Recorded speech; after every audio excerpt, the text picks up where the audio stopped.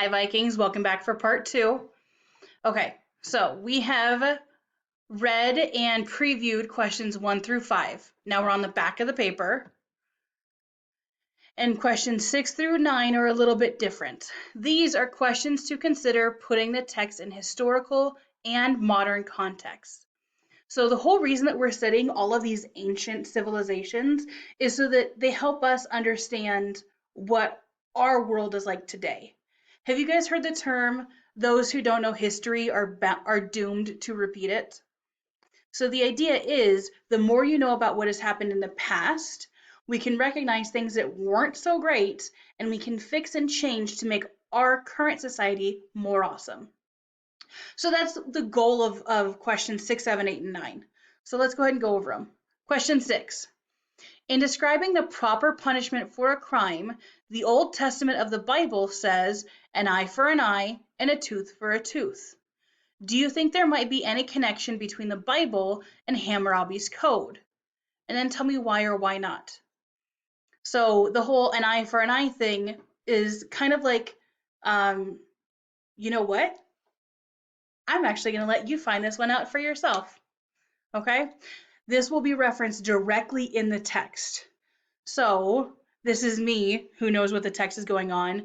You are looking for the phrase or something similar, an eye for an eye. So go ahead and underline that right now. And then number 6 is an opinion question. Can your opinion ever be wrong? No. The only way that you can have a wrong opinion is if you don't have one or if you don't back it up with evidence. So when you're backing it up with evidence, you're going to explain, I think this because in lines 14 through 27 of the text, it says blah, blah, blah, which means blah, blah, blah. Except you're going to replace the blah, blah, blah with actual intelligent conversation. So number 6 is an opinion.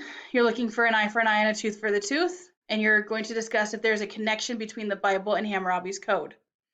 Number 7, some of the punishments in Hammurabi's code may seem harsh to us. What reasons would ancient Babylon have to justify such harsh penalties? This, you're going to be using your context clues. Again, you're not going to find the answer directly in the text. You're going to have to use your brain and think. What reasons would ancient Babylon have to justify such harsh penalties?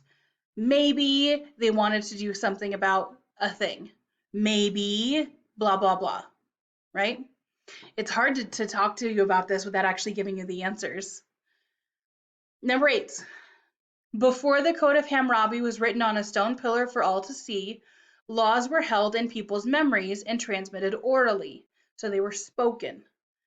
Why would a written legal code be an improvement over an oral set of laws? So for this one, you're going to tell me why is something more powerful if it's written down as opposed to just saying, here's the law, the end. And then our last question. Which laws from Hammurabi's code are still relevant / necessary today? Which are not?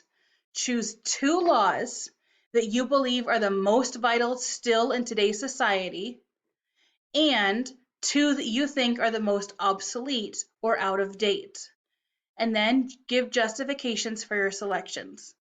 So I did not give you a lot of space to write on here. If you need to, attach another piece of paper because you're doing a lot of writing for number 9. This is going to take you a long time if you're doing it correctly.